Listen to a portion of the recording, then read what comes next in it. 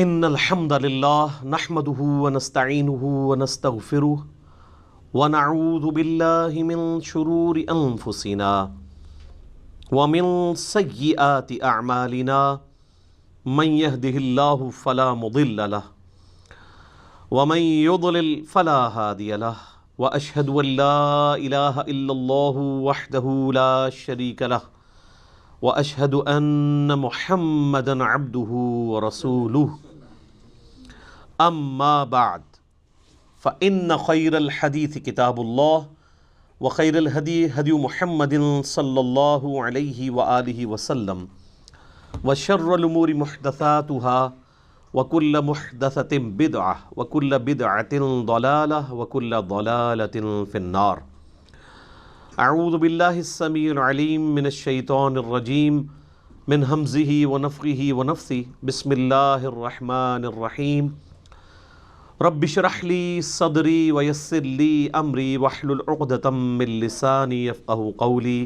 بسم اللہ الرحمن الرحیم ان اللہ وملائکتہ یصلون علی النبی یا ایہا الذین آمنوا صلوا علیہ وسلموا تسلیما۔ اللہم صلی علی محمد وعلی آل محمد کما صلیت علی ابراہیم وعلی آل ابراہیم انک حمید مجید۔ اللہم بارک علی محمد وعلی آل محمد کما بارکت علی ابراہیم وعلی آل ابراہیم انک حمید مجید۔ ربنا آتنا فی الدنیا حسنۃ وفی الآخرۃ حسنۃ وقنا عذاب النار۔ ربنا آتنا من لدنک رحمۃ وہیئ لنا من امرنا رشدا۔ لا الہ الا انت سبحانک انی کنت من الظالمین۔ حسبنا اللہ ونعم الوکیل۔ یا حی یا قیوم برحمتک استغیث اصلح لی شأنی کلہ ولا تکلنی الی نفسی طرفۃ عین ولا حول ولا قوة الا باللہ العلی العظیم آمین۔ الحمدللہ آج 17 نومبر 2019 کو سنڈے کے دن بمطابق 19 ربیع الاول 1441 ہجری میں قرآن کلاس نمبر 4 کا انعقاد ہوگا۔ آج کی قرآن کلاس بھی انشاءاللہ تعارف قرآن کے اوپر مشتمل ہے، اور تعارف قرآن کے حوالے سے امید ہے کہ آج کی یہ کلاس آخری کلاس ثابت ہوگی۔ کل 40 علمی پوائنٹس تھے جو میں نے پچھلی 3 کلاسوں میں ان میں سے کچھ حصہ کور کیا ہے، 26 پوائنٹس ہو چکے ہیں۔ آج انشاءاللہ علمی پوائنٹ نمبر 27 سے آنورڈ سٹارٹ کریں گے۔ علمی پوائنٹ نمبر 27 وہ ہے میرے بھائیوں، قرآن حکیم کے بعض مقامات ایسے ہیں جو اپنے احکامات کے اعتبار سے منسوخ ہو چکے ہوئے ہیں، لیکن وہ ابھی بھی قرآن کا حصہ ہیں۔ ان کی ناسخ جو آیات ہیں وہ بھی قرآن حکیم کے اندر موجود ہیں، اور یہ قرآن حکیم کی خوبی کے طور پہ اللہ تعالیٰ نے اسے بیان کیا ہے، اور اس کا ذکر ہمیں سورۃ البقرہ کی آیت نمبر 106 میں ملتا ہے۔ اعوذ باللہ من الشیطان الرجیم بسم اللہ الرحمن الرحیم ما ننسخ من آیات او ننسیہا، ہم کوئی بھی آیت ایسی نہیں کہ اسے منسوخ کر دیں یا آپ کو بھلا دی جائے۔ نأتی بخیر منہا او مثلہا، ہم اس سے بہتر آیت لے آئیں گے، اس سے بہتر حکم لے آئیں گے یا اس کے برابر۔ الم تعلم ان اللہ علی کل شیء قدیر، کیا تم نہیں جانتے کہ اللہ تعالیٰ ہر چیز کے اوپر قادر ہے؟ تو شریعت کے اندر بھی ناسخ و منسوخ ہے، جس طریقے سے پرانی شریعتیں اور شریعت محمدیہ صلی اللہ علیہ وآلہ وسلم میں ناسخ و منسوخ کا سلسلہ ہے۔ شریعت موسوی کے اندر کئی چیزیں حرام تھیں جو شریعت محمدیہ صلی اللہ علیہ وآلہ وسلم کے اندر حلال ہے، جیسا کہ بخاری و مسلم کی متفق علیہ حدیث ہے۔ نبی صلی اللہ علیہ وآلہ وسلم نے فرمایا، مجھے اللہ تعالیٰ نے 5 خصوصیات ایسی دی ہیں جو مجھ سے پہلے کسی کو نہیں دی۔ ان میں سے پہلی چیز یہ ہے کہ اللہ تعالیٰ نے مجھے پوری انسانیت کے لیے پیغمبر بنا کر بھیجا ہے۔ اگلے پیغمبروں کو اللہ تعالیٰ کسی قوم اور قبیلے کے لیے بھیجتا تھا، میری نبوت پوری انسانیت کے لیے ہے. وَمَا أَرْسَلْنَاكَ إِلَّا كَافَّةً لِلنَّاسِ بَشِيرًا وَنَذِيرًا. دوسرا، اگلی امتوں کے اندر نماز کے لیے اسپیسیفائڈ جگہ ہوا کرتی تھی، جبکہ اللہ تعالیٰ نے میری امت کے لیے یہ آسانی دی ہے کہ پوری زمین کو سجدہ گاہ بنا دیا. شریعت موسوی میں تو آپ نمازیں ہر جگہ نہیں پڑھ سکتے تھے سوائے ان معبد والی جگہوں پہ جہاں عبادت ہوتی ہے، ٹیمپلز میں، جبکہ اس امت میں آپ جہاں مرضی نماز پڑھیں. تیسری چیز آپ نے فرمائی مال غنیمت اللہ تعالیٰ نے میرے لیے حلال کر دیا جو اگلی امتوں میں حرام تھا. قرآن میں ذکر ہے اگلی امتوں میں مال غنیمت یعنی کافروں کا جنگ میں چھوڑا ہوا جو مال تھا اس کو اوپن میدان میں لا کے رکھتے تھے، ایک آسمان سے آگ برستی تھی اور اس کو خاک کر دیا جاتا تھا، لیکن اس امت کے لیے اسے حلال کر دیا گیا. سورۃ الانفال نازل ہوئی. چوتھی چیز آپ صلی اللہ علیہ وآلہ وسلم نے فرمایا اللہ تعالیٰ نے ایک مہینے کے روب سے میری مدد فرمائی ہے، یعنی میری امت ایک مہینے کی مسافت پہ ہو تو اللہ تعالیٰ کی طرف سے اگلی جو ان کے مد مقابل قومیں ہیں ان کے اوپر روب ڈال جائے گا. اور پانچویں چیز اللہ تعالیٰ نے میرے لیے شفاعت کا دروازہ کھولنا ہے، مجھے شفاعت کا اذن عطا فرمانا ہے. مسلم شریف میں ایک چھٹی چیز بھی ہے کہ اللہ تعالیٰ نے مجھ پہ ختم نبوت کا سلسلہ فرما دیا ہے. صحیح مسلم میں ایک اور چیز بھی ہے کہ اللہ تعالیٰ نے مجھے جوامع کلمات کے ساتھ مبعوث کیا ہے. تو پچھلی شریعت اور اس شریعت میں بھی ناسخ و منسوخ کا سلسلہ ہے، اور پھر ودن شریعت محمدیہ صلی اللہ علیہ وآلہ وسلم سرکمسٹانسز کے مطابق اللہ تعالیٰ نے احکامات کو بدلا ہے. اب اس کے پیچھے حکمت کیا ہے اللہ تعالیٰ ہمارا یہ ہماری قدرت کا یہ بھی شاہکار ہے کہ ہم اپنی شریعت میں بھی کسی بھی وقت چینج کر سکتے ہیں. اللہ تعالیٰ اپنی شریعت کا بھی پابند نہیں ہے، بس اتنے ایریے کے لیے پابند ہے جتنے ایریے کے لیے، جتنے سرکمسٹانسز کے لیے، اوقات کے لیے اسے پابند کیا گیا. جو یونیورسل ٹروتھ ہیں وہ تو اللہ تعالیٰ ہمیشہ کے لیے ان کا پابند ہے، اس لیے کہ لا تبدیل لکلمات اللہ، اللہ کے کلمات نہیں بدلتے جو اللہ نے رولز طے کیے ہیں. لیکن جہاں پہ اللہ تعالیٰ خود ہی چیزوں کو وقت اور حالات کے مطابق چینج کرتا ہے، اس لیے نہیں کہ اللہ تعالیٰ پہلے بھی وہ کر سکتا تھا، پہلے کر دیتا تو آپ کے لیے مصیبت کھڑی ہو جاتی. شراب کا اگر حکم پہلے دن ہی حرام ہو جاتا تو کتنے لوگ شراب کو چھوڑتے، اس سے گریجولی کیا گیا. اسی طریقے سے آپ ناسخ و منسوخ میں یہ دیکھیں کہ پہلے جو ہے وہ وصیت کو لازم قرار دیا گیا سورۃ البقرہ میں، وراثت کے احکام نہیں آئے تھے. سورہ نساء کے اندر پھر پوری ڈیٹیل آ گئی، اس کی وجہ سے وہ والی آیات منسوخ ہو گئیں. اب اللہ تعالیٰ نے خود وارث کا حصہ رکھ دیا ہے، ماں باپ کو اتنا ملے گا، بیوی کو اتنا ملے گا، بچوں کو بچیوں کو اتنا، پوری ڈیٹیل سورہ نساء کا دوسرا رکوع. اسی طریقے سے سورۃ الانفال میں ہی پہلے آیا کہ جو ریشو پروپورشن کے اعتبار سے ایک مسلمان 10 کافروں پر بھاری ہے. پھر اللہ تعالیٰ نے فرمایا اب ہم نے تمہاری کمزوری دیکھی ہے، اب یہ وہ ریشو پروپورشن قائم نہیں رہے گی. اس میں اللہ کا کوئی قصور نہیں، اس لیے کہ جو نیو مسلم ہے ان کے ایمان کا لیول وہ نہیں ہے جو مکے کے مسلمانوں کا تھا. تو اللہ تعالیٰ نے اسے ریوائز کیا اور فرمایا کہ اب ایک مسلمان 2 پہ بھاری ہوگا. یہ نہیں ہے کہ وہ اب بھی 10 پہ ہی بھاری رہے گا. وہ اب جو مسلمان ہیں وہ ابو بکر، عمر، عثمان و علی والے مسلمان تو نہیں ہیں. ٹھیک ہو گیا؟ تو یہ بھی ناسخ و منسوخ. اسی طریقے سے سورہ نساء کے اندر اللہ تعالیٰ نے فرمایا تھا کہ جو زانی ہے عورت اسے قید کر دو یہاں تک کہ اسے موت آ جائے، یعنی پوری زندگی کے لیے گھر سے باہر نہ وہ نکلے. قید سے مراد کسی جیل خانے میں نہیں، گھر کے اندر. اس میں الفاظ ہیں کہ ان کو گھروں میں رکھو. اور پھر اسی آیت میں آیا کہ یا پھر اللہ تعالیٰ جب ان کے لیے کوئی حکم مقرر فرما دے گا مستقبل میں، اور وہ پھر زنا کی سزا آ گئی 100 کوڑوں کی شکل میں سورہ النور کے اندر. تو اس طریقے سے ناسخ و منسوخ کا ایک سلسلہ ہے. قرآن حکیم کے اسٹوڈنٹ کو یہ بھی پتہ ہونا چاہیے. ناسخ و منسوخ تو بہت لوگوں نے اس پہ اوپر کام کیا ہے، اور بعض جو علماء ہیں نا وہ انہی چیزوں کا سہارا لے کے کہتے ہیں قرآن بڑا مشکل ہے. قرآن پتہ ہے اس میں تو کچھ منسوخ آیات بھی ہیں، ان سے ہی پوچھ لیں کتنی ہیں آپ بتا دیں تو ان کو بھی نہیں پتہ ہوں گی. تو کہانیاں کراتے ہیں. ٹوٹل 5 مقامات ہیں، اور وہ بھی آپ ناسخ و منسوخ اس اعتبار سے نہیں ہے بلکہ وہ سرکمسٹانسز کے اعتبار سے. دین جو اسٹیبلش ہمیں پتہ ہے یہی دین ہے، اسٹیبلش ہو کے. یعنی آج کسی مسلمان کے بچے کو یہ بتانا ضروری ہے کہ پہلے شراب جو ہے وہ جائز تھی، بعد میں حرام قرار دی گئی. اینڈ رزلٹ سب کو پتہ ہے. اب اس کے اندر سے کیا نکالنا ہے؟ خام خواہ ایک معاملے کو الجھانا، علمی روب ڈالنا، بلکہ میں اسے علمی روب نہیں، علمی شہوت کہتا ہوں. جیسے وہ شہوات، یہ شہوت ویسے اردو میں تو لفظ نٹوریس، عربی میں شہوت یعنی کہتے ہیں کسی چیز کی لت پڑ جانا، وہ کسی بھی فارم میں ہو سکتی ہے. یہ ہم اسے سیکس کے ساتھ ریلیٹ کرتے ہیں، ویسے بھی کوئی دنیا کی محبت بھی ایک شہوات، دنیاوی شہوات. جو مسلم شریف میں حدیث ہے کہ اللہ تعالیٰ نے جنت کو جو ہے وہ تکلیف کے ساتھ ڈھانپ رکھا ہے اور جہنم کو شہوات کے ساتھ ڈھانپ رکھا ہے. یعنی دنیا کی جو لذت والی چیزیں ہیں وہ جہنم کی طرف لے جانے والی ہیں، اور جنت تک پہنچنے کے لیے آپ کو شریعت کی ہرڈلز، تکلیف دہ چیزیں عبور کرنی پڑیں گی. تو یہ علمی شہوت ہوتی ہے علماء کی، جو اس قسم کی باتیں کر کے الجھاتے ہیں. اس حوالے سے الفوز الکبیر فی اصول تفسیر شاہ ولی اللہ دہلوی کی جو کتاب ہے، انہوں نے وہ 5 مقامات ڈسکس کیے ہیں، جن میں سے 3 میں نے ویسے ہی فی البدیہہ کر دی ہے.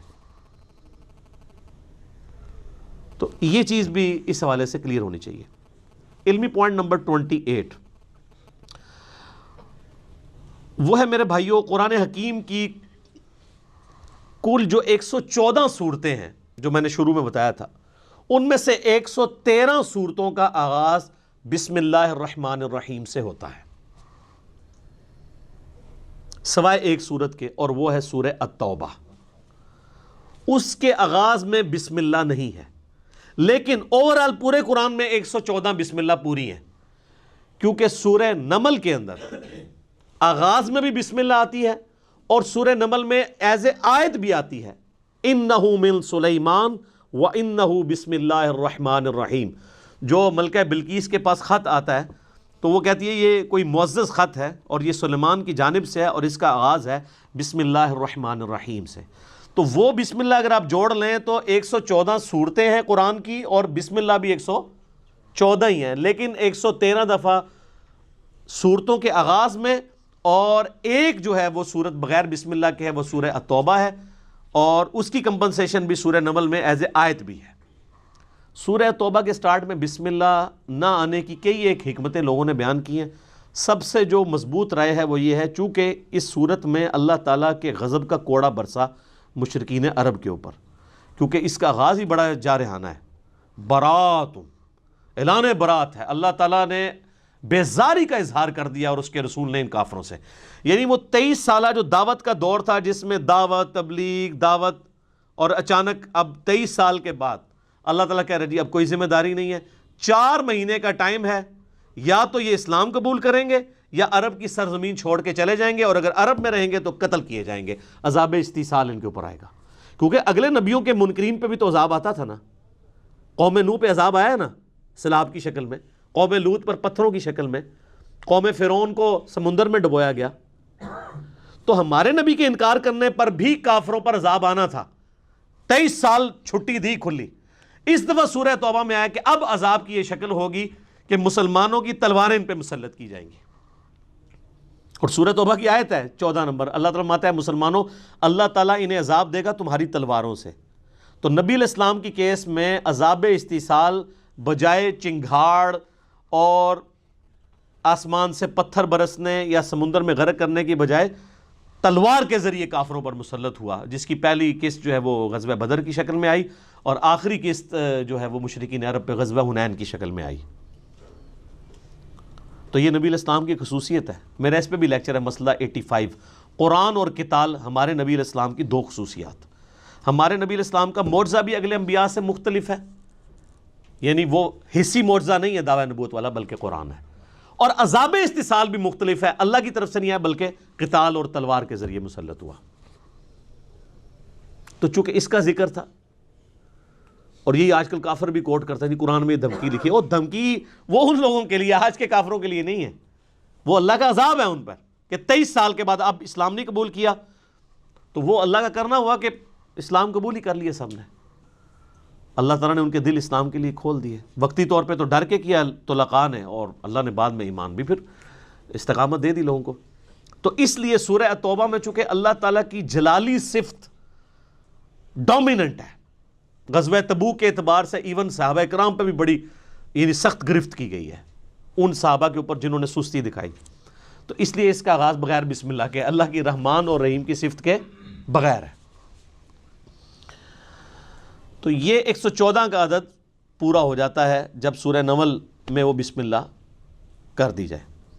علمی پوائنٹ نمبر 29 وہ ہے میرے بھائیوں، قرآن حکیم میں آیات کتنی ہیں؟ ایسے پبلک میں تو مشہور ہے جی 6666، اے بھی جھوٹ رہا ہے، کہتے گنیاں جے، کبھی گنی کسی نے کہ قرآن حکیم میں 6666 آیات ہے بھی ہیں کہ نہیں؟ قرآن حکیم میں اگر بسم اللہ الرحمن الرحیم سورت کے شروع میں جو آتا ہے اس کو چھوڑ دیا جائے اور صرف سورتوں میں آنے والی آیات کو جمع کیا جائے تو قرآن حکیم میں کل آیات کی تعداد ہے 6236۔ اور اگر بسم اللہ کو بھی شامل کر لیا جائے ایز اے آیت تو ظاہر ہے قرآن حکیم میں 113 جگہ بسم اللہ بھی ہے سورتوں کے آغاز میں۔ وہ جو 114ویں مرتبہ ہے وہ تو سورت کے اندر ہے نا، وہ ویسے ہی ٹوٹل میں شمار ہوئی بھی ہے، 113 اس میں ایڈ کریں تو 6349 6349 ہے، اور بغیر بسم اللہ کے کریں تو 6236 آیات۔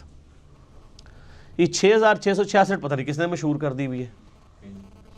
وہ کورسز میں بھی ایون آپ کے جو اسلامیات پڑھائی جاتی ہے اس میں بھی یہ لکھا ہوا ہے، تو جو اسلامیات کے ٹیچر ہیں ان کو کہے کہ یار یہ کوئی مشکل کام تو نہیں ہے، میرے لیے 1-1.5 گھنٹے کی پریکٹس ہے، آپ سورتوں کے شروع میں لکھا ہوتا ہے اس سورت کے اندر کتنی آیات ہیں وہ جمع کر کے دیکھ لیں، تو آپ حیران ہوں گے کہ آپ کو وہ باتیں بھی جن کے بارے میں آپ کو گمان بھی نہیں تھا کہ یہ تو کم از کم ٹھیک بتائی ہوں گی، وہ بھی غلط بتائی ہوئی ہیں۔ تو ہم پھر رونا کیوں نہ روئیں؟ کوئی صحیح گل دسی ہے تو انہوں نے قرآن کی آیات تک بھی صحیح نہیں بتائیں کہ کل آیات کتنی ہیں، 6236 ہیں اگر بسم اللہ کو حصہ نہ مانا جائے سورت کا۔ اچھا قرآن کا حصہ ہے بسم اللہ، یعنی سورہ فاتحہ سے پہلے جو بسم اللہ ہے یہ لکھی جاتی ہے، مصحف کا حصہ ہے، اس میں اختلاف ہے کہ یہ پہلی آیت ہے یا یہ آیت کے بغیر ہے، لیکن اس پہ کوئی اختلاف نہیں ہے کہ بسم اللہ قرآن کا حصہ ہے کہ نہیں۔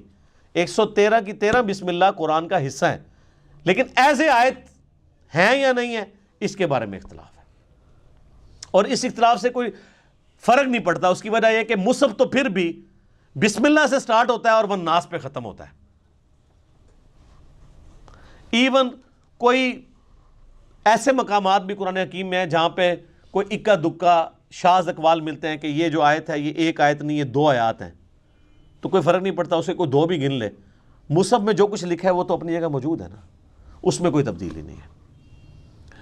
علمی پوائنٹ نمبر 30 نمبر، قرآن حکیم میں صورتیں عموماً جوڑوں کی شکل میں ہیں، اور یہ اللہ تعالیٰ کی سنت ہے۔ سورہ ذاریات میں ہے کہ اللہ تعالیٰ نے مخلوقات کو جوڑوں کی شکل میں پیدا کیا۔ جوڑا جو ہوتا ہے نا وہ آپ کو پتہ ہے ایک دوسرے کا ریسیپروکل ہوتا ہے، مرد ہے عورت ہے، میل فیمیل، لیکن یہ دونوں چیزیں مل کے ایک مشترکہ مقصد کو اچیو کرتے ہیں۔ جیسے مرد اور عورت دونوں کے ملاپ سے اللہ تعالیٰ نے اولاد کا سلسلہ شروع کیا۔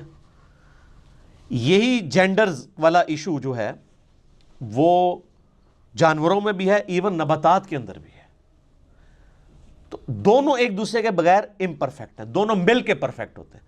اس طرح قرآن حکیم میں بھی صورتیں جوڑوں کی شکل میں مل کے ایک پرفیکٹ مقصد کو اچیو کرتی ہیں، جس کی آپ کو سب سے موٹی مثال سورۃ الفلق اور سورۃ الناس ہے۔ یہ بھی جوڑا ہے۔ سورۃ الفلق ان شیاطین کے حملوں کو ڈیل کرتی ہے جو باہر سے حملہ آور ہوتے ہیں، جادو کی شکل میں، حسد کی شکل میں۔ آپ دیکھ لیں، قل اعوذ برب الفلق من شر ما خلق، ہر اس چیز کے شر سے تیری پناہ میں آتا ہوں جو تو نے پیدا کی ہے۔ ومن شر النفاثات فی العقد ومن شر حاسد اذا حسد، پھونکے مارنے والی جو جادوگرنی ہیں ان کے شر سے، اور حسد کرنے والے کے حسد سے۔ حسد کرنے سے یہ نہیں ہوتا کہ کسی کو کوئی نقصان پہنچاتا ہے، مراد یہ کہ وہ فزیکلی پھر اس حسد کا شکار ہو کے آپ کو نقصان نہ پہنچائے۔ لیکن سورۃ الناس جو ہے وہ اندر سے حملہ آور ہونے والی چیز ہے، جو داخلی چیزیں ہیں، انٹرنل چیزیں، یہ ایکسٹرنل چیزیں، خارجی چیزیں، اور وہ انٹرنل۔ قل اعوذ برب الناس ملک الناس الہ الناس من شر الوسواس الخناس الذی یوسوس فی صدور الناس من الجنۃ والناس۔ سورۃ البقرہ سورہ ال عمران بھی جوڑا ہے۔ سورہ البقرہ بھی سابقہ امت مسلمہ کو ڈیل کرتی ہے، لیکن وہ کون سی امت؟ یہودی۔ اور سورہ آل عمران بھی ایک سابقہ امت مسلمہ کو ڈیل کرتی ہے، عیسائی نصارہ، یہ دونوں مل کے ایک پرفیکشن کی طرف جاتے ہیں۔ سورہ النجم اور سورۃ القمر یہ بھی جوڑا ہے، چاند اور تارہ، چاند تارہ ویسے بھی جوڑا ہے، آپ کے وہ جھنڈے پہ بھی ہے نا۔ تو یہ قرآن حکیم جوڑوں کی شکل میں ہے، اور آپ کو بعض اوقات بالکل سملر آیات جو ہے وہ جوڑوں میں مختلف انداز میں صورتوں میں ملے گی۔ ایک علیحدہ سے ٹاپک ہے، اور اس کی ڈسکوری جو ہے نا امت میں پہلی دفعہ کی ہے حمید الدین فراہی صاحب نے رحمہ اللہ تعالی، جو غامدی صاحب کے بھی اور ڈاکٹر اسرار صاحب کے بھی دادا استاد ہیں، امین احسن اصلاحی صاحب کے استاد۔ اب یہ آپ چیز دیکھیں، یہ وہ چیز ہے جو امت میں پہلے 1300 سال کے مسلمانوں کے اوپر اس طرح اشکار نہیں ہوئی، اگرچہ اشارے موجود تھے۔ یار جب ابو داؤد میں، ترمذی میں، ابن ماجہ میں حدیثیں موجود ہیں معوذتین کے بارے میں، دو پناہ دینے والی صورتیں، اسی طریقے سے مسلم شریف میں حدیث ہے کہ سورہ آل عمران اور سورہ بقرہ جو ہیں یہ دو پرندوں کی شکل میں، صاحبان کی شکل میں قیامت والے دن سایہ کریں گی، تو اشارے تو موجود تھے، لیکن اس طرف کسی کا دماغ نہیں گیا کہ یہ واقعی جوڑے ہیں، پھر ان کا ایک مقصد چیز ہوتا ہے۔ وہ پوری کی پوری ایک جو سمجھ لیں آپ پوری ڈاکٹرائن ہے نا، وہ اس بندے نے ڈسکور کی ہے، اور اس بندے نے بھی کمال کام کیا ہے جی۔ وہ بندہ قرآن کو سمجھنے کے لیے 40 سال تک ایک خیمے میں اس نے زندگی گزاری ہے، جا کے بالکل ریگستانی ایریا میں اسی طریقے کے مطابق جن حالات و واقعات میں قرآن نازل ہوا تھا، تاکہ وہ عرب کے لوگوں کے کلچر کو سمجھ سکے اور ان فیلنگز کو فیل کر سکے۔ پھر اللہ نے دیکھے کیسی چیزیں ان کے اوپر کھولی ہیں۔ ان کو آج یعنی اس حوالے سے قرآن کے نظم، اس کو نظم کہا جاتا ہے قرآن کا، اس کا امام مانا جاتا ہے، حالانکہ کوئی پرانے بزرگ نہیں ہے، بمشکل 100 سال ہوئے ان کو فوت ہوئے۔ ڈاکٹر اسرار صاحب نے بھی اس حوالے سے جو تعارف قرآن کے اپنے لیکچر ہیں بیان القرآن میں، اس میں بڑی ڈیٹیل سے وہ بولے ہیں، اور انہوں نے ایمانداری کی ہے کہ ان کا نام لیا ہے، اس ڈسکوری کو اپنے ساتھ منسوب نہیں کیا۔ یہ بڑی بے ایمانی ہوتی ہے کہ آپ کسی دوسرے شخص کی ڈسکوری کا لیبل جو ہے وہ مطلب اپنا لگا کے اس سودے کو بیچنا شروع کریں۔ تو میں نے بھی اس لیے ایمانداری کی کہ یہ میری کوئی ڈسکوری نہیں ہے، کہ کوئی یہ نہ کہہ جی علی بھائی نے کیا کمال کر دیا، جس نے کیا اسی کی طرف منسوب کر رہے ہیں۔ اور اللہ تعالیٰ ان کی غلطیوں سے درگزر فرمائے، ان کو نیک کاموں کا اجر عطا فرمائے، آمین۔ علمی پوائنٹ نمبر 31 وہ ہے میرے بھائیوں، قرآن حکیم کی اگر سب ڈویژن کی جائے تو قرآن حکیم میں کل 7 منازل ہیں جو صحابہ کرام کے دور میں اسٹیبلش ہو چکی تھی، کیونکہ صحابہ کرام علیہم رضوان کے دور میں یہ اسٹیبلش تھا کہ قرآن حکیم وہ ایک مصحف کو 7 دن کے اندر مکمل کرتے تھے۔ ترمذی میں حدیث ہے جس نے 3 دن سے کم میں قرآن ختم کیا اس نے قرآن کا حق ادا نہیں کیا۔ یہ ان کو کہا جا رہا ہے جن کو عربی آتی ہے، اور جو کہتے ہیں ہمارے بزرگ ایک رات میں پورا قرآن ختم کرتے ہیں تو وہ کیڑا ثواب کھٹتے رہے، آپ سمجھ لو۔ صحابہ کو کہا جا رہا ہے 3 دن سے کم میں قرآن مکمل نہیں کرنا، تو 3 دن میں صحابہ کرام قرآن مکمل کرتے تھے یا 7 دن کے اندر۔ تو اب 7 دن کے لیے پھر انہوں نے اپنی منزلیں مقرر کر لی۔ یہ منزل کا لفظ آپ بھی آج کل وہ بزرگوں کے وظائف کی کتابیں بھی ہیں نا، وہ منزلیں لکھتے ہیں، ٹھیک ہے، وہ کہتے ہیں تصوف کی اتنی منزلیں طے کر لی ہیں، لفظ قرآن سے ہی پکڑا ہوا ہے۔ صحابہ کرام کے دور میں یہ اسٹیبلش ہو گیا تھا کہ جس نے 7 دن کے اندر قرآن ختم کرنا ہے نا، اس کے لیے انہوں نے ثانی کر کے نا ایکولی ڈیوائیڈ کر کے، آلموسٹ ایکولی ڈیوائیڈ کیا، 100% نہیں۔ اور چونکہ یہ صحابہ کرام کی ڈویژن تھی، اس میں آپ کو پھر اس طرح کی خامی نظر نہیں آئے گی جو پاروں کی ڈویژن میں نظر آئی ہے، وہ میں اگلے پوائنٹ میں ڈسکس کروں گا۔ اگر سورہ فاتحہ کو آپ قرآن کا مقدمہ مان لیں، پریفیس ہے نا ظاہر ہے، تو پہلی منزل کے اندر 3 صورتیں ہیں، دوسری میں 5، تیسری میں 7، چوتھی میں 9، پانچویں میں 11، چھٹی میں 13۔ دیکھیں کتنی زبردست ایونلی چل رہا ہے، اور 7ویں میں 65 صورتیں ہیں، وہ بھی 13 کا ملٹیپل ہے، 13 کو 5 سے ضرب دیں تو 65۔ یہ صحابہ کرام نے، اچھا، اور یہ جو انہوں نے ڈویژن کیا ہے، اس سے آلموسٹ قرآن کے 7 برابر حصے بن جاتے ہیں۔ اگر کسی نے ایک ہفتے میں قرآن ختم کرنا ہے تو ہفتے والے دن وہ، اگر وہ ہفتے سے سٹارٹ کرتا ہے تو وہ پہلی منزل مکمل کرے، اتوار کو دوسری کرتے کرتے تو جمعے والے دن اس کا قرآن مکمل ہو جائے گا۔ تو یہ منازل کا سلسلہ کیا گیا۔ علمی پوائنٹ نمبر 32 وہ ہے میرے بھائیوں ذرا کڑوی بات کہ قرآن حکیم کی جو یہ پاروں کی ڈویژن ہے یہ نبی علیہ السلام نے نہیں کروائی، صحابہ کرام نے بھی نہیں کی، یہ تابعین کے دور میں اس کی ڈویژن ہوئی۔ جب لوگ سست ہو گئے، ہفتے میں قرآن مکمل نہیں کر سکتے تھے، تو پھر مشورہ کیا گیا کہ یار چلو مہینے میں قرآن مکمل کیا جائے، تو پھر 30 دنوں کے اوپر سے ڈیوائڈ کر دیا جائے۔ تو میرے خیال ہے کوئی پڑھا لکھا انہوں نے بندہ بٹھایا، انہوں نے جناب اینج کر کے نا قرآن حکیم کھولیا، اینج کیتا اور صفحے گننے شروع کیے، اور قرآن پاک کے 30 پارے بنا کے سائڈ پہ ہو گیا۔ اور وہ بنائے کیا، وہ آج تک ہماری مصیبت ہمارے گلے میں پھیٹا ہے۔ اس کا سب سے بڑا آپ جو بلنڈر دیکھیں ان پاروں میں، چونکہ یہ قرآن و حدیث سے نہیں ہے تو ظاہر ہے انسان تو پھر غلطی کرے گا۔ تو اب مجھے اندازہ لگائیں جو یہ کہتے ہیں کہ جی شیعہ کہتے ہیں 40 پارے ہیں، وہ پارے تو 30 بھی کوئی نہیں تھے، 40 کہاں سے آنے ہیں؟ یہ بات ہی چلی ہے۔ اگر ان سے پوچھے شیعہ کا قرآن جا کے دیکھا ہے، نہیں۔ یہ اب سعودیہ میں کئی قرآن ہیں وہ پاروں کی ڈویژن کے بغیر چھپ رہے ہیں، وہ بیچ میں سے آیات شروع ہو رہی ہوتی ہیں، کیونکہ پاروں کی ڈویژن کو تو وہ اسٹیبلش مانتے ہی نہیں ہے نا، صورتوں کی ڈویژن ہے، منازل کی ہے۔ اب یہ دیکھیں بلنڈر کیا ہوا ہے۔ پارہ نمبر 13 جو ہے اس کی آخری آیت، ایک آیت صرف سورۃ الحجر کی پہلی آیت ہے، اعوذ باللہ من الشیطان الرجیم، الف لام را تلک آیات الکتاب وقرآن مبین، اور پوری سورہ ہجر پارہ نمبر 14 میں ہے، ربما یود الذین کفروا لو کانوا مسلمین۔ یہ ایک لائن اگر 14ویں پارے میں چلی جاتی تو یہ سورت تو نہ ٹوٹتی، سورت ہی توڑ دی۔ ایک لائن کے پیچھے، ایک لائن بھی نہیں، یہ آدھی لائن ہی بنتی ہے، ایک آیت پارہ نمبر 13 کے اینڈ پہ رکھی اور پوری سورت پارہ نمبر 14 میں کر دی۔ تو یہ کتنی بے وقوفانہ قسم کی ڈویژن ان لوگوں نے کی۔ سورہ یاسین بھی آپ دیکھ لیں، کچھ حصہ اس کا 22ویں پارے میں ہے، باقی میجورٹی سارا وہ صرف اس لیے کہ انہوں نے صفحے پورے کیے ہیں ایسے کر کے۔ اور یہ ایسے ایسے کر کے بھی اگر آپ الفاظ دیکھیں تو ابھی بھی پورے نہیں ہیں۔ آج کے دور میں تو ہم میتھمیٹیکلی بھی کر سکتے ہیں، ابھی بھی پاروں کو ریوائز کیا جا سکتا ہے، ایونلی ابھی بھی ڈسٹریبیوٹ کوئی نہیں ہے۔ اگر آپ کہنا کہ 100% ہر پارے کے رکوع یا اس کے الفاظ یا اس کی لینتھ برابر ہے دوسرے کے، تو ایسا نہیں ہے۔ رکوع تو چلے برابر نہیں ہو سکتے، چھوٹے بڑے ہیں، الفاظ تو برابر ہو سکتے ہیں نا، آیات بھی برابر نہیں ہو سکتی، چھوٹی بڑی ہیں، نہیں نظر آئیں گی آپ کو۔ تو یہ پاروں کی ڈویژن کو ہم سرے سے مانتے ہی نہیں ہیں۔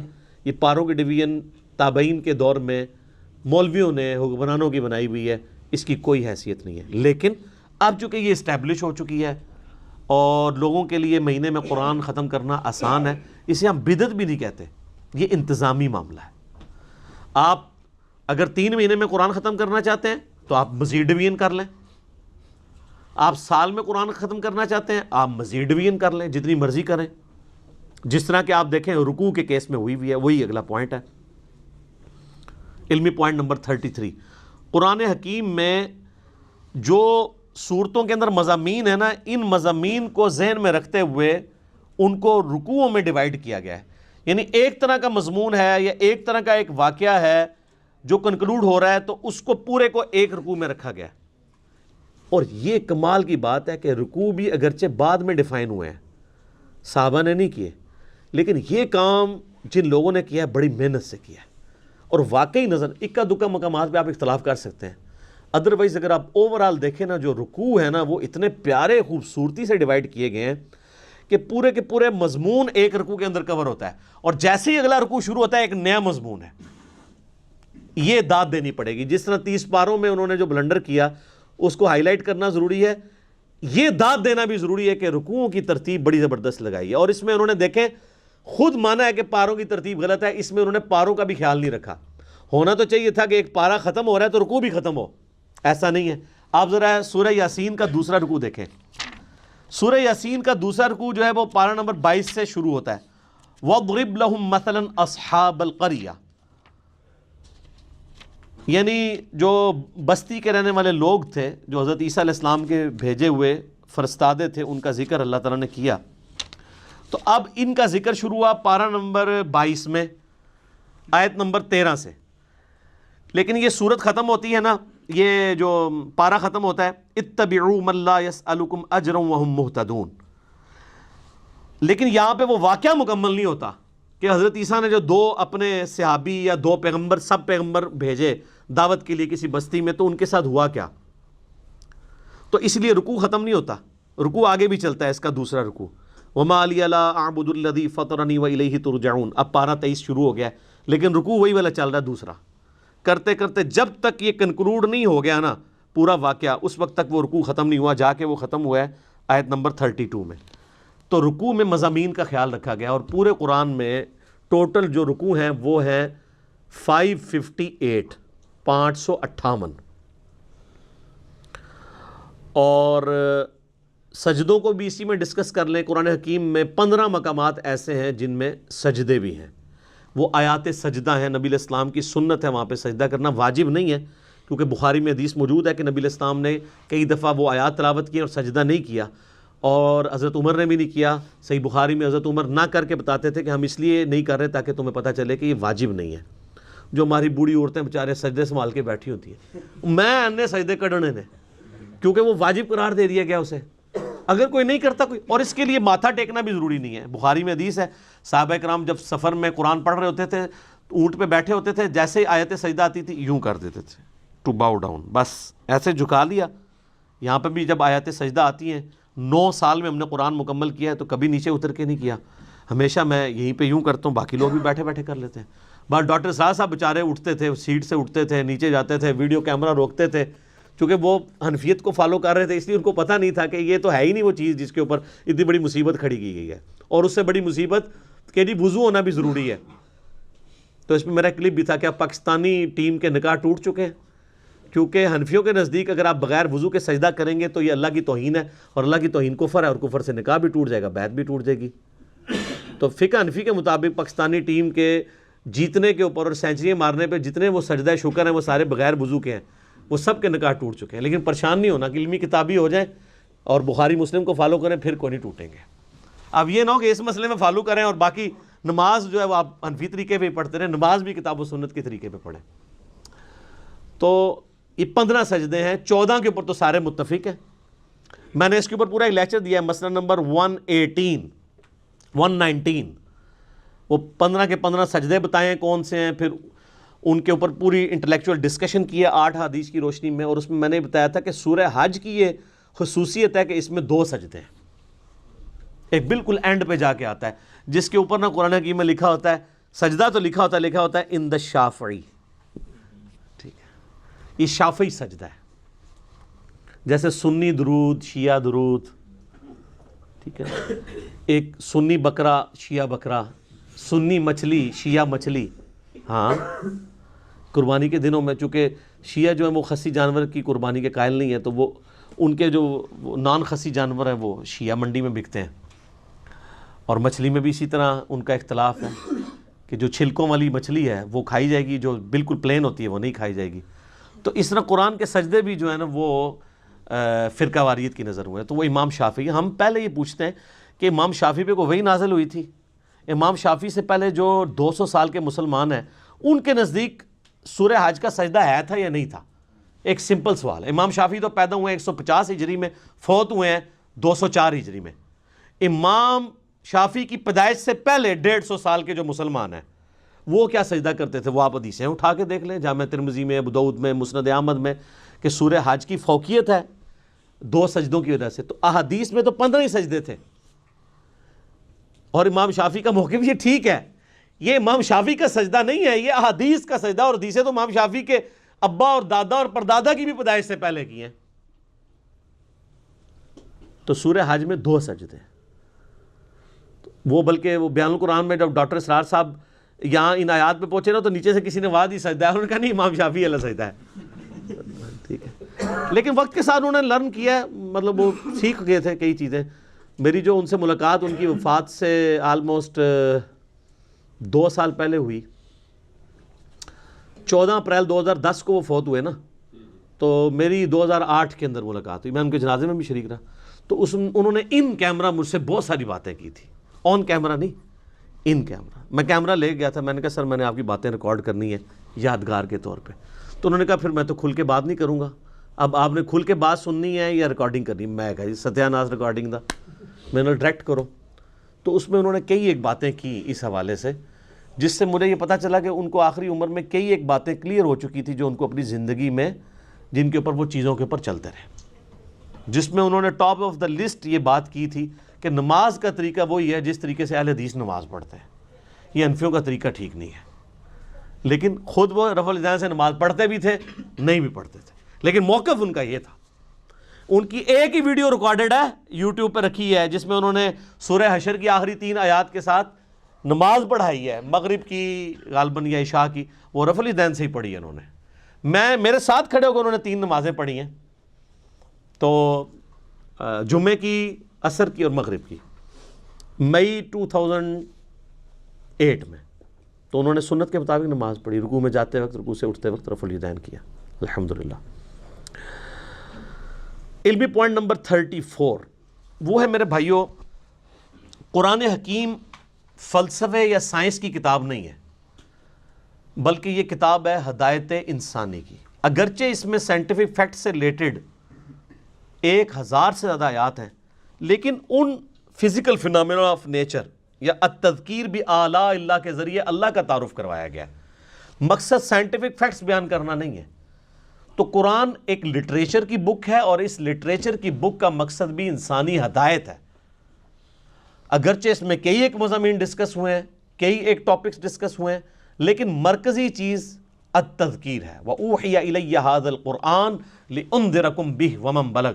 اے نبی فرما دو اللہ نے قرآن میری طرف اس لیے وحی کیا ہے تاکہ اس کے ذریعے میں تمہیں بھی تبلیغ کر دوں، اور جس تک یہ قرآن پہنچ جائے وہ اسی قرآن کے ذریعے تبلیغ کرے۔ تذکیر، نصیحت، ڈر سنانا، اور کہیں کہیں خوشخبری بھی ہے، لیکن ہمارے لوگوں نے خوشخبری ڈومیننٹ لی ہوئی ہے، ڈر کو نیچے کرتی ہے۔ اس کا اینڈ رزلٹ آپ کے سامنے ہے، سب کہہ رہے ہیں جو کچھ بھی ہے تیرے محبوب کی امت سے ہے۔ ٹھیک ہے، موجہ مارو، عقل نہ ہوئے تو موجہ ہی موجہ، عقل ہوئے تو سوچے ہی سوچا۔ تو یہ اس لیے اس چیز کو آپ نے ذہن میں رکھنا ہے قرآن پڑھتے ہوئے۔ اچھا، علمی پوائنٹ نمبر 35 وہ ہے قرآن حکیم کو سمجھنے کے لیے جہاں تک تعلق ہے شرعی احکامات کا، شریعت محمدیہ صلی اللہ علیہ وآلہ وسلم کا، تو اس کے لیے ہم اپنے سلف کی طرف رجوع کریں گے کہ صحابہ، تابعین، تبع تابعین نے ان معاملات کو کیسے سمجھا۔ نکاح طلاق کے مسئلے ہوں گے، وضو کے مسائل ہوں گے، نماز کا طریقہ ہوگا، نکاح سے ریلیٹڈ چیزیں ہوں گی، کیونکہ ان کا تعلق سائنس کے ساتھ تو نہیں ہے۔ البتہ جن چیزوں کا تعلق سائنٹیفک فیکٹس کے ساتھ ہے، اس میں ہم اپنے سلف کی طرف نہیں دیکھیں گے بلکہ خلف کی طرف دیکھیں گے، کیونکہ ہمارے سلف کو تو کئی چیزیں پتہ ہی نہیں تھی سائنٹیفک فیکٹس کے اعتبار سے۔ میں بتا رہا امام غزالی نے کیمیائے سعادت میں لکھا ہے کہ سورج جو ہے وہ زمین سے 5 گنا بڑا ہے، 60 گنا بڑا، مختلف اقوال ہیں۔ آج ہمارے بچے کو بھی پتا ہے کہ 60 گنا نہیں ہے، 6000 گنا بھی نہیں ہے، 6 لاکھ گنا بھی نہیں، 13 لاکھ گنا بڑا ہے سورج۔ تو ہمارے بزرگوں کو نہ علم غیب تھا نہ علم سائنس تھا، اس لیے اتنی بڑی بڑی غلطیاں ان سے ہوئی۔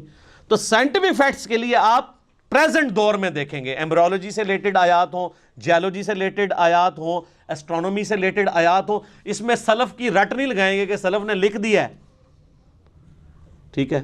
تو اب ہم نے اسی کو فالو کرنا ہے۔ اب آپ کو پتا قرآن حکیم میں جگہ جگہ آیا نا کہ دل اندھے ہو چکے ہیں، یہ سوچتے نہیں، ان کو ہم نے دل دیا تھا۔ تو پرانے اسلاف نے ان سے رزلٹ یہ نکالا کہ دماغ سوچتا ہی نہیں، دل سوچتا ہے، اور انہوں نے دماغ کے سوچنے کا بھی انکار کر دیا۔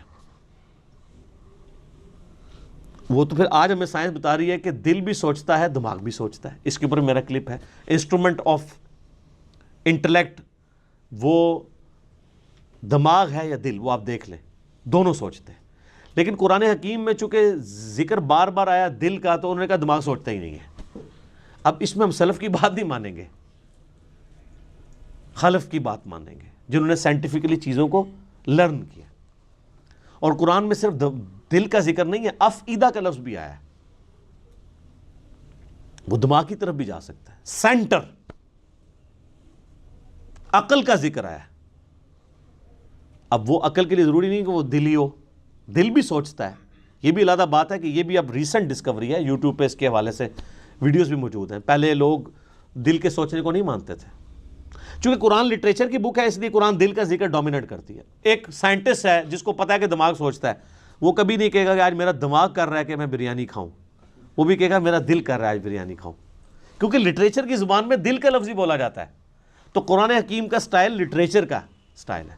تو اس لیے اس چیز کو آپ نے ذہن میں رکھنا ہے، ادروائز آپ کے لیے مصیبت کھڑی ہو جائے گی کہ آپ نے ان احکامات کے اعتبار سے جو ہے وہ سلف کی طرف دیکھنا ہے اور سائنٹیفک فیکٹس کے اعتبار سے خلف کی طرف دیکھنا ہے.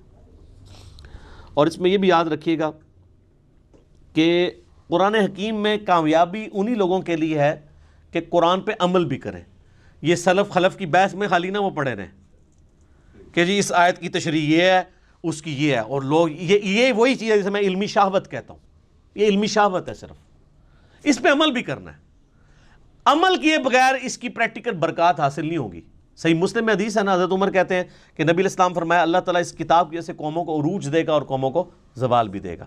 عروج دیا ہے صحابہ کرام کو، کہاں ان بدوؤں کو اٹھا کے دنیا کا امام بنا دیا، اور وہ رومن اور پرشین امپائر جو ہزاروں سال سے استحصال کر رہی تھی انسانیت کا، اکھاڑ کے رکھتی ہیں ود ان 17 ایئرس. یعنی مسلمانوں کی اگر آپ گراف جو اوپر جانا شروع ہے وہ تو 2 ہجری کے بعد ہے. 2 ہجری میں غزوہ بدر ہے، 3 میں غزوہ احد ہے، 5 میں غزوہ خندق ہے، 6 میں صلح حدیبیہ ہے، 7 میں غزوہ خیبر ہے، 8 میں فتح مکہ ہے، اور 8 ہی میں غزوہ حنین ہے، مشرکین عرب کے خلاف آخری جنگ. 9 میں غزوہ تبوک ہے، رومن امپائر بھی بھاگ گئی نبی علیہ السلام کے رعب کی وجہ سے، ورنہ یرموک وہیں پہ ہو جانی تھی. اور اس کے بعد اگلے 3-4 سالوں کے اندر یرموک کے اندر رومن امپائر جزیہ دینے پہ آمادہ ہوگی، جنگ بھی ہار گئی. اور قادسیہ میں اسی سال قادسیہ کے اندر پرشین امپائر ٹوٹ گئی، یہاں تک کہ پوری پرشین امپائر مسلمانوں کے پاس آ گئی. تو یہ صحابہ کرام کو اللہ تعالیٰ نے قرآن کے ذریعے اٹھایا ہے، انہوں نے قرآن پہ عمل بھی کیا ہے. آج بھی جو قرآن پہ عمل کرے گا نا اسی کو قرآن سمجھ آئے گا، ادروائز قرآن اس کو لگے گا یہ تو ایک بے ہنگم سی کتاب ہے، نعوذ باللہ. اور آپ دیکھیں مشرکین عرب کے اندر 2 خامیاں تھیں، اللہ نے وہ کیسی دور کی. نمبر 1 خامی تھی کہ وہ طوائف الملوکی کا شکار تھے، آپس میں لڑتے رہتے تھے. نمبر 2 چٹے ان پڑھ جاہل تھے. اللہ نے یہ 2 خامیاں کیسے دور کی؟ انہیں قرآن کے ذریعے ان کی زبان میں ہی ایسا علم دیا کہ یہودیوں اور عیسائی جو ان کو امی کہتے تھے ان کی زبانیں بھی ان کے سامنے بند ہو گئیں. جنہوں نے سورۃ المائدہ سورہ نساء پڑھ لی ان کے سامنے کون پریسٹ بیٹھ سکتا ہے، ان کے ساتھ علمی ڈسکشن کر سکتا ہے. اور دوسری خامی جو طوائف الملوکی تھی، نبی صلی اللہ علیہ وآلہ وسلم کی شکل میں ان کو ایک ایسا لیڈر دیا کہ سارے عرب قبائل ان کے نیچے جمع ہوئے، پھر رومن پرشین امپائر انہیں الٹ ہی دینی تھی نا. اور ان 2 خامیوں کو دور کر کے اللہ نے ان کی 2 خوبیاں یوٹیلائز کر لی. ایک خوبی ان کے اندر یہ تھی کہ جب وہ کسی کو زبان دیتے تھے پھر گردن ہی کٹتی تھی. بیعت کا مطلب تھا کہ اب بس اس کے ساتھ بیعت کر لی، اب جو بھی یہ کہے گا ماننا ہے، چاہے جان بھی دینی پڑے. ابو جہل نے دی ہے نا، کفر کے لیے دی ہے، لیکن زبان پہ قائم رہا ہے، اس کے ماننے والے بھی قائم رہے. یہ تو یہودی تھے جو کمزور ایمان والے تھے نا، ان کو پھر اللہ نے اٹھایا بھی تو نہیں. 10 یہودی بھی مسلمان نہیں ہوئے. اوس اور خزرج نے اسلام قبول کیا نا، عربیوں نے، چٹے ان پڑھوں نے. تو اللہ نے ان کی یہ جو خوبی تھی. اور دوسرا یہ عرب کے لوگ ٹف ماحول کے عادی تھے. رومن اور پرشین امپائر تو اپنے آپ کو سپر پاور کنکلوڈ کر چکے تھے، انہوں نے سوچے نہیں تھا ہمیں کوئی چیلنج بھی کر سکتا ہے. اور یہ عربی روکھی سوکھی کھا کے بھی کئی دن فاقے کر کے بھی، اونٹوں پہ ریگستانی سفر کر کے بھی، یہ تو عادی تھے ہارٹ آف ماحول کے. ان کی تو کوئی چیز بھی اسٹیک پہ نہیں لگی تھی، نہ ان کے پاس محلات تھے، یہ تو کہیں پہ بھی سو جایا کرتے تھے. ٹھیک ہے، خود بھی پتے کھا کے گزارا کر لیتے تھے. تو ایسے لوگ جن کے لیے دنیا میں کوئی لگژریس لائف نہیں تھی، یہ ان کی بہت بڑی خوبی تھی. تو یہ جب ٹکرائے ہیں تو انہی کا اسلحہ ان سے چھین کے ان کو الٹ کے رکھ دیا انہوں نے. اور پھر ایسی داغ بیٹھی ہے کہ وہ جو شروع کی محنت ہے 1000 سال تک پھر سر دنیا پہ حکمرانی کی ہے نا مسلمانوں نے، سپر پاور رہے ہیں. آج کہتے ہیں جی جناب وہ ہم حکمران تھے پھر کیا ہو گیا. تو جو تھے وہ زمانے میں معزز تھے مسلمان ہو کر، اور تم خار ہوئے تارک قرآن ہو کر. یہ مسلم کی حدیث کا ترجمہ کیا ہے ڈاکٹر اقبال نے جواب شکوہ میں، جو صحیح مسلم میں حدیث ہے اللہ تعالیٰ اس کتاب کی وجہ سے قوموں کو عروج دے گا اور اس کتاب کی وجہ سے قوموں کو زوال دے گا. اسی کو ٹرانسلیٹ کیا ہے. تو یہ بات یاد رکھو. مجھے ڈاکٹر سرار صاحب کی بات بار بار یاد آتی ہے، انہوں نے تعارف قرآن میں بھی یہ بات کی تھی کہ جو قرآن کی اس دعوت کے اوپر عمل نہیں کرے گا نا، اسے کبھی بھی قرآن کا اتار چڑھاؤ، قرآن کا مزاج سمجھ نہیں آئے گا، کیونکہ آپ ان کیفیتوں سے گزریں گے ہی نہیں۔ قرآن والی کیفیتوں سے آپ کب گزریں گے؟ جب آپ معاشرے سے ٹکرائیں گے۔ قرآن کہہ رہا ہے یہ کرو، معاشرہ کہہ رہا ہے یہ کرو، تو آپ کو معاشرے کی تیکھی باتیں سننی پڑیں گی، اس کی وجہ سے آپ کی تطہیر ہوگی، اللہ کے لیے آپ کو صبر کرنا پڑے گا۔ ہو سکتا ہے کبھی کبھار گالیاں کھانی پڑیں اور کبھی تک مار تک بھی نوبت آ جائے۔ جب تک یہ نوبت نہیں آئے گی تو وتواصوا بالحق اور وتواصوا بالصبر کیسے آپ کو سمجھ آئے گا؟ میٹھی میٹھی باتیں کرنے سے، میلاد کانفرنسز کرنے سے، محرم کی شیرنی بانٹنے سے، محفل میلاد کرنے سے، محفل قرآن کرنے سے، تلاوت کے محفل قرات کروانے سے اور نعتیہ مقابلے کروانے سے تو کوئی فرق نہیں پڑتا۔ فرق تو اس وقت پڑے گا جب آپ سود کے خلاف بولیں گے، فرق تو اس وقت پڑے گا جب آپ جو ہے ناچ گانے کے خلاف بولیں گے، بے پردگی کے خلاف بولیں گے، بے حیائی کے خلاف بولیں گے، اور آپ یہ کہیں گے کہ بابوں کا دین اور ہے اور کتابوں کا دین اور ہے۔ کتابیں تو یہ بتا رہی تھی، ہمارے بزرگ ہمیں کیا بتا کے گئے ہیں؟ ہر چیز غلط نکلی ہے۔ آج لوگوں کی داڑھیاں سفید ہو گئی ہیں، وہ کہتے ہیں او یار پوری زندگی کہاں گزار دی، اب پتہ چلا دین یہ تھا۔ یہ ہمیں کیا لوگ دین سکھاتے رہے ہمارے بزرگ بابے؟ تو یہ ساری کی ساری کیفیات، ان تکلیفوں سے جب بندہ گزرے گا پھر وہ کندن بنے گا، اور اس کے لیے قرآن پہ عمل کرنا ضروری ہے۔ ادر قرآن میں آپ کے لیے کوئی ہدایت نہیں ہے، یہ بھی ایک لٹریچر کی کتاب ہے، جس طرح باقی سٹوری بک ہیں، آپ پڑھ کے سائڈ پہ ہو جائیں۔ جب یہ وہ کتاب ہے جو آپ پہ اثر اس وقت چھوڑے گی، آپ کو اللہ تک اس وقت پہنچائے گی جب آپ اس کتاب پہ عمل کریں گے۔ وہی بڑا مشکل کام ہے، کتاب پہ عمل کرنا تو میرے بھائی یہ تو پولیس رات پہ چلنے کے مترادف ہے۔ پولیس راہ سے تو ایک دفعہ گزرنا پڑنا ہے، اس کتاب پہ عمل کرنے والے کو تو روزانہ پولیس راہ سے گزرنا پڑتا ہے۔ کبھی معاشرہ آڑے آتا ہے، کبھی ماں باپ آڑے آتے ہیں، کبھی بیوی بچے آڑے آتے ہیں، کبھی دنیاوی منفعت آڑے آتی ہے، کبھی ایک پورا سسٹم، آپ بالکل اس میں اکیلا اپنے آپ کو فیل کرتے ہیں۔ اب ہمارے بھائی جب یعنی قرآن و سنت پہ عمل کرتے ہیں، وہ کہتے ہیں نہیں ہمیں لگتا ہے معاشرے سے کٹ کے، تو میں کہتا ہوں یار شکر ادا کرو، انگلی کٹا کے شہیدوں میں شامل ہو گئے، اب صحابہ کرام کو یاد کرو، اہل بیت کو یاد کرو، جن کو غزوہ بدر میں اس لیول پہ آنا پڑا کہ ایک طرف باپ کھڑا ہے تو دوسری طرف بیٹا کھڑا ہوا ہے۔ آپ پہ یہ نوبت تو نہیں آئی کہ اللہ نے آپ کو یہ آزمایا ہو کہ آپ مسلمانوں کی طرف سے اپنے باپ کو مارنے کے لیے غزوہ بدر میں اتر آؤ، تو تم تو اس قابل ہی نہیں تھے۔ ویسے تم لاکھ کہتے رہو کہ تیرے ہوتے جنم لیا ہوتا، کچھ بھی نہیں سی ہونا، رفع دین پھر بھی نہیں سی تو شروع کرنا، ٹھیک ہے، تیرے ہوتے جنم لیا ہوتا، لازم کہتے رہو، آپ کوئی فرق نہیں پڑتا۔ سر وہ بڑا مشکل وقت تھا، بڑی تکلیف دہ چیزیں تھیں اس کے اندر۔ سیدنا حذیفہ ابن یمان کی حدیث میں بار بار یاد کرتا ہوں، اس کو آپ پلے باندھ لیں، صحیح مسلم میں جہاد والے چیپٹر میں۔ ان کے پاس کچھ لوگ آتے ہیں اور کہتے ہیں حضرت کتنے خوش نصیب ہیں آپ، رسول اللہ کی صحبت کی صلی اللہ علیہ وآلہ وسلم، آپ کی زیارت کی، کاش ہم بھی آپ کا زمانہ پاتے حضور کے ساتھ مل کے جہاد کرتے، ٹھیک ہے۔ جس طرح آج کل لوگ کہتے ہیں کبھی تیرے تلووں سے لپٹ جاتا، کبھی کچھ کرتا، وہ جو حسن نثار صاحب نے پوری ایک نعت لکھی ہوئی ہے۔ باقی حسن نثار صاحب کا جو کردار ہے وہ آپ سب لوگوں کے سامنے ہے، مجھے اس کو ہائی لائٹ کرنے کی ضرورت نہیں ہے۔ وہ جو نعت لکھ رہے ہیں وہ ان کے اپنے اوپر نظر آ رہی ہے، وہ خود فیصلہ کر لیں۔ نعت لکھنا بہت آسان ہے، یہ ہے وہ جو دین بہت آسان ہے، اس پہ چلنا مشکل ہے۔ تو صحیح مسلم کے الفاظ ہیں، حذیفہ ابن یمان کہتے ہیں یہ اتنا آسان کام نہیں، اتنے بڑے بڑے دعوے نہ کرو، نعتہ نہ لکھو، آج دے دو ایڈی مشکل نعتہ نہ لکھو۔ ان کا میں تمہیں ایک واقعہ صرف اپنی زندگی کا سناتا ہوں، اور یہ مسلم شریف ہے سر، مولانا شریف نہیں ہے، بزرگ شریف نہیں، کہانی شریف نہیں ہے، مسلم شریف ہے۔ حذیفہ نام لکھیں آپ، حذیفہ لکھیں اور خندق لکھیں، یہ دو لفظ لکھیں، اسلام 360 میں کھل جائے گا۔ نمبر نہ منگیا کرو، اللہ جو بندے ہو تھوڑا جا آپ بھی کوئی کام کرو۔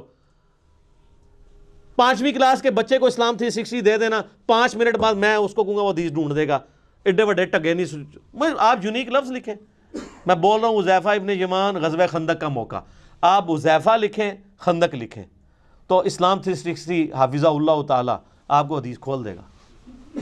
مسلم شریف سلیکٹ کر لیں، مسلم شریف بھی نہ سلیکٹ کریں، حدیث کی کتابیں کریں، وہ خود ہی بتائے گا یہ حدیث کہاں پہ ہے۔ چلو، تو حذیفہ ابن یمان کہتے ہیں رضی اللہ تعالیٰ عنہ، نبی علیہ السلام نے ایک سخت سردیوں کی رات میں، جب کہ آپ کو پتہ ہے غزوہ احزاب کے موقع پہ کتنا مشکل وقت تھا، خندق کھودی ہوئی ہے، اس طرف کافر بیٹھے ہیں، اس طرف مسلمان بیٹھے ہوئے ہیں، سخت سردی ہے، بڑا ٹف ماحول ہے۔ نبی علیہ السلام نے کہا کون ہے جو اٹھے اور جا کے کافروں کی جاسوسی کرے اور جنت میں اپنے نبی کا پڑوس حاصل کر لے. ہائے ہائے ہائے ہائے, یہ سارے نعتوں والے کہتے ہیں میکرو ہو جڑا سی اینج کر کے. یہ کہنا آسان ہے, غلامی رسول میں جو داڑھی نہیں رکھ رہا اس کو موت کہاں سے قبول ہونی ہے؟ غلامی رسول میں جو فجر کی نماز نہیں اٹھ کے پڑھ سکتا بسترا چھوڑ کے, اس نے موت کہاں سے قبول کرنی ہے؟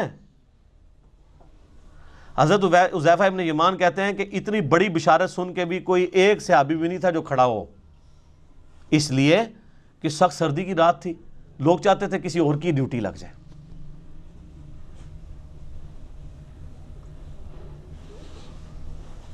اب کیا ہوا؟ نبی علیہ السلام نے دوسری دفعہ فرمایا, کون ہے جو رات کے وقت جا کے کافروں کی جاسوسی کرے اور جنت میں اپنے نبی کا پڑوس حاصل کر لے؟ کائنات میں سب سے بڑی کوئی چیز یہی ہو سکتی ہے نا. اس سے بڑی صرف ایک چیز ہے کہ اللہ تعالیٰ کسی کو پیغمبر بنا دے. پیغمبر بننے کے بعد اگر دوسرے نمبر پہ کوئی فضیلت ہے تو جنت میں ہمیشہ کا پڑوس پیغمبروں کا. یہی ہے نا, یہی ہم اللہ سے مانگتے ہیں کہ اللہ تعالیٰ ہمیں بقیہ غرقت میں مدفن اور جنت الفردوس میں اپنے محبوب صلی اللہ علیہ وآلہ وسلم کا پڑوس عطا فرمائے, آمین. حضرت حذیفہ کہتے ہیں دوسری بار بھی کوئی نہیں کھڑا ہوا, تیسری دفعہ بھی کوئی نہیں کھڑا ہوا, چوتھی دفعہ نبی علیہ السلام فرمایا حذیفہ. آپ کہتے ہیں میں نے دل میں کہا لو جی مارے کے, اب تو جانا ہی پڑے گا, میری ڈیوٹی لگی, کیونکہ اب تو بائی نیم حکم آ گیا نا. ان کہ یا رسول اللہ, فرمایا جاؤ, اور ساتھ کہا کہ دیکھنا چھیڑخانی کوئی نہیں کرنی, جتنا کام کا ہے اتنا ہی کرنا ہے.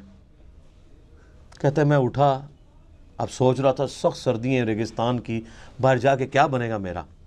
کہتے ہیں اللہ کی قسم جب میں اٹھا تو مجھے لگا میں گرم حمام میں داخل ہو گیا ہوں, میرے اوپر کسی نے نا کوئی گرم رضائی اوڑھ دی ہے سخت سردیوں میں.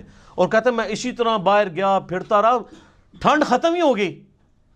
اور کہتے ہیں میں نے دیکھا کافر رات کے وقت بیٹھ کے اپنے وہ جو تیر ہیں ان کی جو نوکیں ہیں ان کو تیز کر رہے ہیں, کوئی برچھیوں کو تیز کر رہا ہے.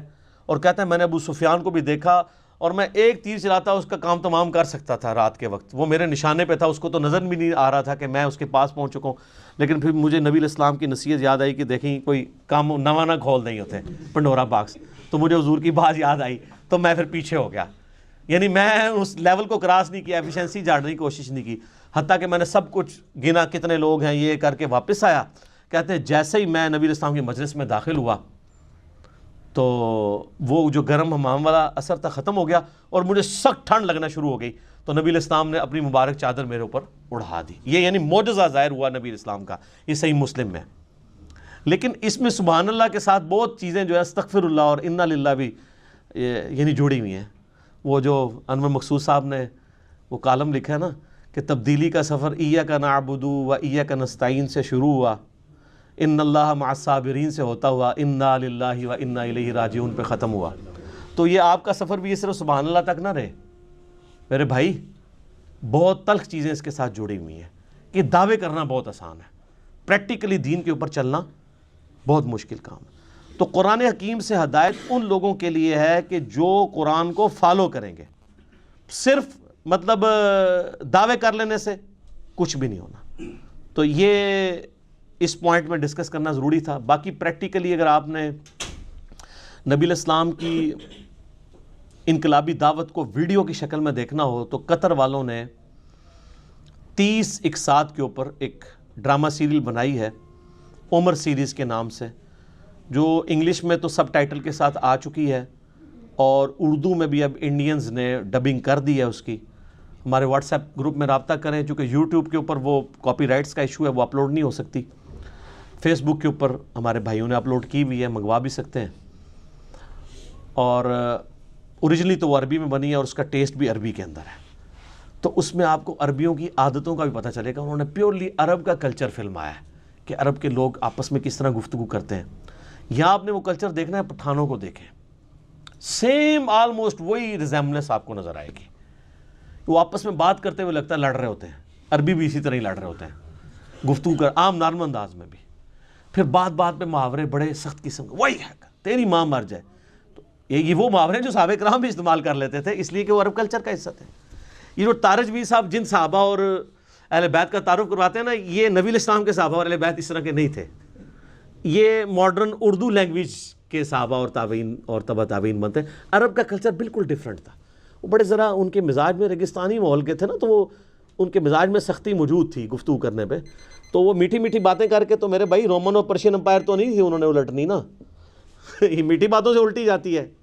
جو بدماش صدیوں سے بیٹھے ہوئے ہیں ان کو اکاڑنے کے لیے ان کو آپ محفل نعت میں ان کو جھبوائیں گے یا ان کو شیرنی دیں گے تو وہ اپنی مجلس چھوڑ کے چلے جائیں گے. نہیں، یہ تلوار جو اللہ تعالیٰ نے صحابہ کی مسلط کی رومن اور پرشین امپائر پہ، تاکہ ان کو اکھاڑ کے ایک نئے دور کا آغاز کیا جائے.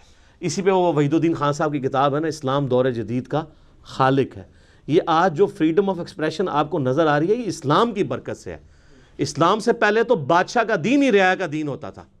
اگر کوئی نہیں قبول کرتا تھا پرسیکیوشن ہوتی تھی. رومن امپائر کو دیکھنے ہزاروں عیسائیوں کو انہوں نے قتل کیا ہے. لیکن جب کانسٹنٹائن II نے خود عیسائیت قبول کر لی، پوری رومن امپائر عیسائی ہو گئی. نبی الاسلام جب آئے اس وقت یہ عیسائی اسٹیٹ تھی، بن چکی ہوئی تھی، لیکن اس سے پہلے تو نہیں تھی. لیکن یہ اسلام نے آزادی دی کہ نہیں، بادشاہ کوئی بھی ہے، آپ کو حق ہے کہ آپ اپنا دین رکھ سکتے ہیں. اور یہ برکت ہے جو آج آپ اویل کر رہے ہیں کہ ٹرمپ جو ہے ایک متعصب قسم کا یہودی نما عیسائی ہے، لیکن اس کے سامنے بھی جب قرآن تلاوت کیا جاتا ہے خاموشی سے سنتا ہے. امریکہ کے اندر آپ جا کے اسٹریٹ دعوت دیں، لوگ سنیں گے. نماز پڑھیں آپ کے ساتھ، لوگ سیلفیاں بھی بنوائیں گے، برا نہیں سمجھیں گے. لیکن فرعون کے سامنے جادوگروں نے جب ذرا سی بات کی تھی، اس نے کہا میں لٹکا دوں گا تمہیں. یہ فرق ہے. تو اسلام اس دور جدید کا خالق ہے. ٹھیک ہے جی، انشاءاللہ یہ 35 پوائنٹ ہی کور ہوئے ہیں، باقی 5 پوائنٹ انشاءاللہ اگلی دفعہ کور کریں گے. صلو علی الحبیب، اللہم صلی علی محمد وعلی آل محمد کما صلیت علی ابراہیم وعلی آل ابراہیم انک حمید مجید. اللہم بارک علی محمد وعلی آل محمد کما بارکت علی ابراہیم وعلی آل ابراہیم انک حمید مجید. سبحانک اللہم وبحمدک اشہد ان لا الہ الا انت استغفرک واتوب الیک. اللہ تعالیٰ سے دعا ہے جو حق بات میں نے کہی ہمارے دلوں میں راسخ فرمائے. اگر جذبات میں میرے منہ سے کوئی غلط بات نکل گئی، اللہ تعالیٰ ہمارے دلوں سے ہی معاف کر دے. ہمیں کتاب و سنت کی تعلیمات پر عمل کر کے دوسرے بھائیوں تک پہنچانے کی توفیق عطا فرمائے. وما علینا الا البلاغ المبین. جزاکم اللہ خیر.